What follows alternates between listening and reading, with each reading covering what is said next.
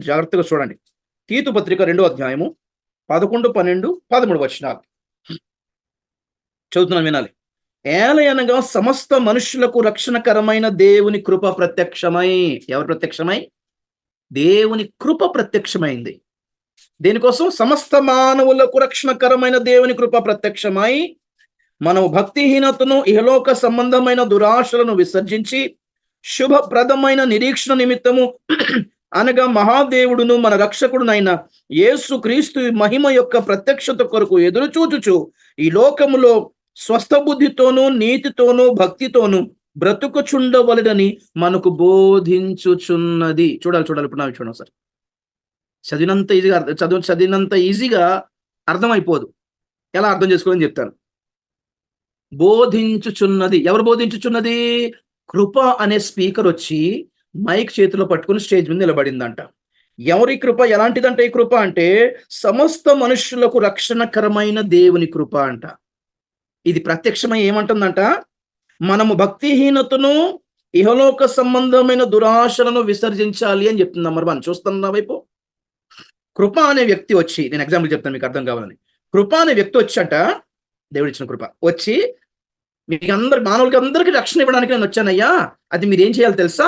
Number 1, మీరు సమస్త భక్తిహీనతను, ఇహలోక సంబంధమైన దురాశలను విసర్జించాలి. నంబర్ 1. నంబర్ 2, నంబర్ 3, శుభప్రదమైన నిరీక్షణ నిమిత్తము అనగా మహాదేవుడును మన రక్షకుడైన యేసు క్రీస్తు మహిమ యొక్క ప్రత్యక్షత కొరకు ఎదురు చూస్తూ ఉండాలి. నంబర్ 3, అలా ఎదురు చూస్తూ ఈ లోకములో స్వస్థ బుద్ధితోనూ నీతితోనూ భక్తితోనూ బ్రతుకుచుండవలెనని బోధించుచున్నదంట. చూడవసరం. నేను కృప పొందిన వాడినైతే నేనేం బోధిస్తానంట? నా ద్వారా కృప ఏమని బోధిస్తుందంట జనాలకి? అన్నా, భక్తిహీనతను విడిచిపెట్టండి, ఏ లోక సంబంధం దురాశను విడిచిపెట్టండి, రాకడ కొరకు ఎదురు చూస్తూ సిద్ధపడండి. అదే మనకి శుభప్రదమైన నిరీక్షణ. గనక ఆ రాకడ కొరకు మనము స్వస్థ బుద్ధితోనూ భక్తితోనూ నీతితోనూ బ్రతకాలని బోధిస్తుందంటండి నిజంగా కృప అయితే. డబ్బు సంపాదించండి, భూములు సంపాదించండి, దేవుడు బ్లెస్ చేశాడు, దేవుడు మొత్తం మార్చేస్తాడు, ఈ లోకాన్ని అమితంగా అనుభవిస్తూ ఎంజాయ్ చేయండి, ఆస్వాదించండి, వెండి బంగారం సంపాదించండి. ఇదే దేవుని ఆశీర్వాదము. మనం రాజు బిడ్డలం కాబట్టి రాజులాగా అన్ని వేసుకుని మనం కృప బోధిస్తుందా? నిజంగా కృప అయితే, నిజంగా కృప పొందిన వాళ్ళైతే వాళ్ళు బోధించేది ఏంటంట? భక్తిహీనతను విడిచిపెట్టు, ఇహలోక దురాశను విడిచిపెట్టు, నీతితో భక్తితోను స్వస్థ బుద్ధితోను బ్రతికి ఆ రాకడ కొరకు ఎదురు చూడు అని నేర్పిస్తుందంట, బోధిస్తుందంట. మరి ఎందుకు ఇచ్చాడు కృప? భక్తిహీనతను జయించాలని, ఇహలోక సంబంధం దురాశను జయించాలి అని, భూమి మీద స్వస్థ బుద్ధితో బ్రతకాలి. స్వస్థ బుద్ధి అంటే ఏంటి? ఆడు బుద్ధి, చెడు బుద్ధి కాదండి. చాలా ప్యూర్గా ఉండాలి మన ఆలోచనలు, ఐడియాలు, కోరికలు కూడా.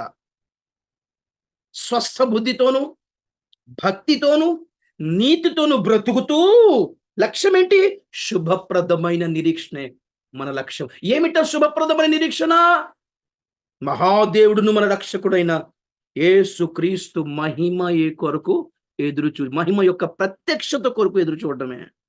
ఈ లోకంలో ఏముందిలే అన్న, ఈ వెండి బంగారం డబ్బు ఆస్తులు ఏముందిలే అన్న, యేసై వస్తే ఆ మహిమలో మనం కలిసిపోతాం చూడు.